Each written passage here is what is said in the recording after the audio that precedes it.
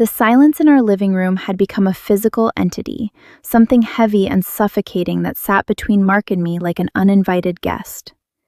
For weeks, we hadn't spoken about the money. It was the big project, he called it, an investment opportunity in a tech startup run by an old college friend. I called it our future, the down payment on the house we'd spent 3 years saving for, the safety net for the family we were trying to start. I had watched the balance drop from our joint account with a sense of dread that felt like drowning in slow motion. First, 5,000. Then, 20. Finally, the rest of it. Gone. Every penny of our hard-earned security vanished into his friend's bank account, leaving us with nothing but empty promises and a bank statement that made my stomach turn. I watched him from the kitchen doorway as he sat at the table, scrolling through his phone with a smug, distant look on his face. He didn't know I had seen the messages.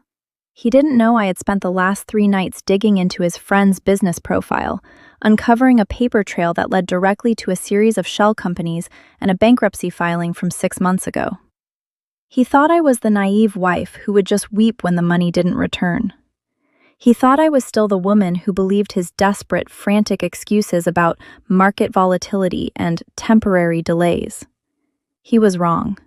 I wasn't weeping anymore. I was calculating. I walked into the kitchen, the floorboards groaning under my weight, and set a thick, cream-colored envelope on the table directly in front of him. He didn't look up immediately, his thumb still hovering over the screen. "Not now, Sarah," he muttered, his voice laced with that familiar, patronizing exhaustion he used whenever I tried to discuss our finances.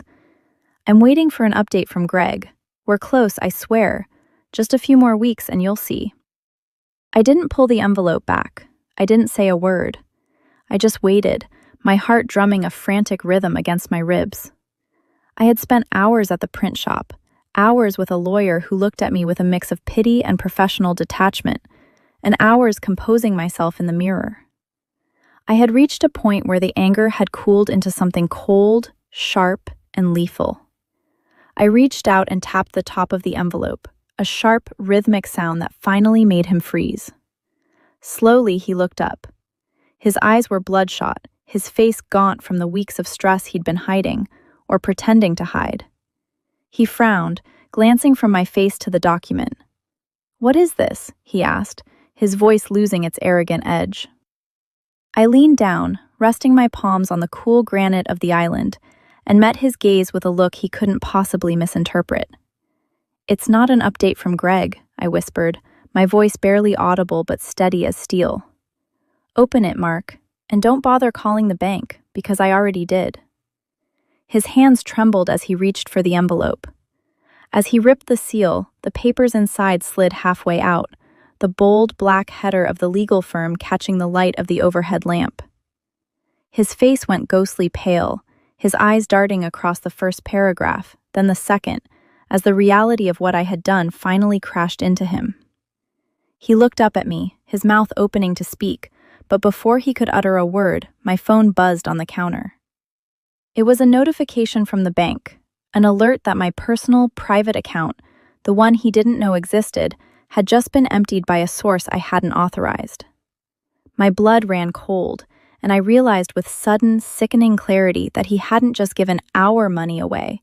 He had stolen mine, too. The silence in the room shifted, turning from heavy to jagged. Mark didn't even look at the divorce papers anymore. His eyes were glued to my phone, which was still lighting up with notification after notification. The pinging sound was rhythmic, almost mocking, tracking the systematic drainage of my grandmother's inheritance. The money I'd kept in a separate account precisely for moments like this, for my own autonomy, for my own escape. "You didn't," I whispered, the words catching in my throat as I lunged for the device.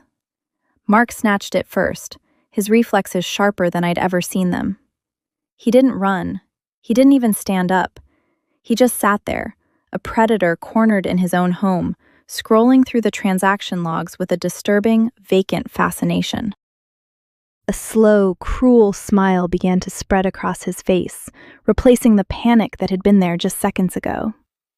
"I didn't give it to Greg, Sarah," he said, his voice dropping into a register I barely recognized, low, raspy, and devoid of the performative guilt he'd been wearing for weeks. Greg was a lie. I needed you to think I was a failure. I needed you to think I was stupid so you wouldn't look for the truth. My pulse thundered in my ears.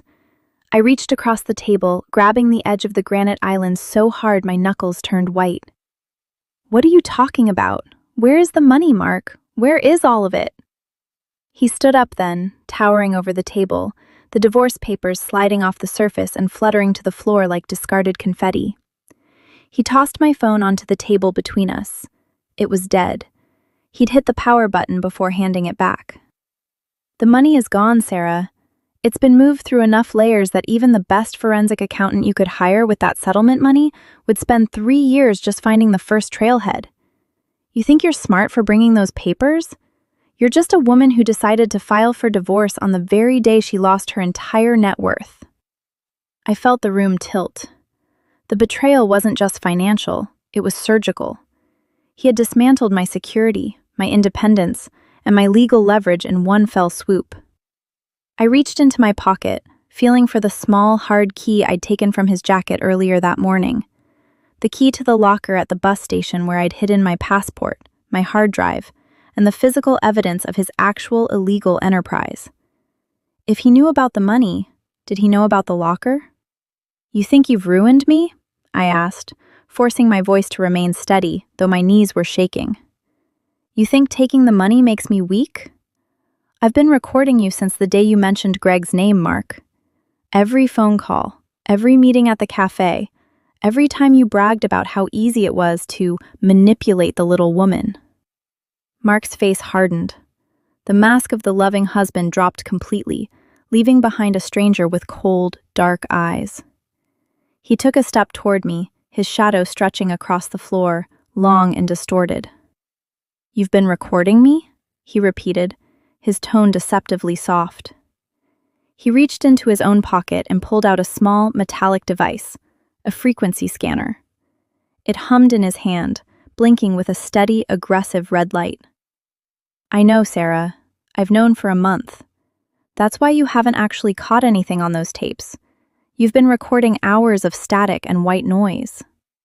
He took another step, closing the distance until I could smell the stale coffee and expensive cologne on his sweater. My heart stopped. I reached behind me, my fingers brushing the handle of the drawer where I kept the kitchen knives, but he caught my wrist before I could pull it open. His grip was like a vice, crushing the bones in my arm as he leaned in, his breath hot against my ear. The problem isn't that you're leaving, he whispered, his grip tightening until I whimpered in pain. The problem is that you're going to be the one who takes the fall for where all that money actually went. The papers you signed? They aren't just for a divorce, are they? I hope you read the fine print on the asset declaration forms I swapped into that envelope while you were in the shower this morning. I stared at him, horror dawning on me. My hands went numb as I realized what he had done. Just then, the front door rattled, and the heavy thud of boots echoed in the hallway. 3 silhouettes appeared against the frosted glass of the entryway, their heavy flashlights slicing through the darkness of our home, and I knew, in the absolute certainty of a dying breath, that they weren't here for him. They were here for me. The flashlights hit the living room with the force of a physical blow, blinding me as the front door was kicked wide open. The wood splintered with a scream of tortured metal, and before I could even draw a breath to scream, the room was swarming with tactical gear and tactical indifference. "Federal agents! Get on the ground! Now!" Mark didn't hesitate. He dropped to his knees with a theatrical grace, hands behind his head, his face a mask of practiced, trembling innocence. "She's the one," he choked out, his voice cracking with a perfect, sickening cadence of fear. "I tried to stop her. I tried to tell her the investments weren't legal, but she wouldn't listen. She said we needed the money, and she took it all." I stood paralyzed, the air trapped in my lungs like broken glass. I looked at the lead agent, a woman with eyes as cold as a winter gravesite, and then down at the papers still scattered on the floor. The asset declaration form. My signature was at the bottom, right under a clause that effectively liquidated every digital asset in my name and transferred it into a crypto wallet I didn't recognize, under a name I'd never seen before.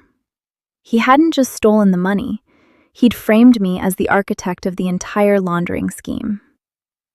"Sarah Miller," the agent barked, stepping toward me with zip ties ready. "You're under arrest for wire fraud, money laundering, and conspiracy to commit tax evasion. Anything you say." "He's lying!" I shouted, the sound raw and jagged. I spun toward Mark, who was looking up at the agents with a teary-eyed expression of heartbreak. "You bastard! You switched the documents! You've been planning this since the second we got married." Mark didn't even look at me. He just kept his eyes on the agent. "She's been unstable for months. The gambling, the investments she claimed were hers. I didn't know how to stop her without losing everything. I thought if I just went along with it, maybe she'd get bored." The agent grabbed my arm, twisting it behind my back with a practiced, brutal motion. The plastic zip ties bit into my skin, tight enough to cut off circulation. As they dragged me toward the door, I caught a glimpse of Mark's face. The tears were gone. The terror was gone. He was watching me with a look of profound, chilling relief.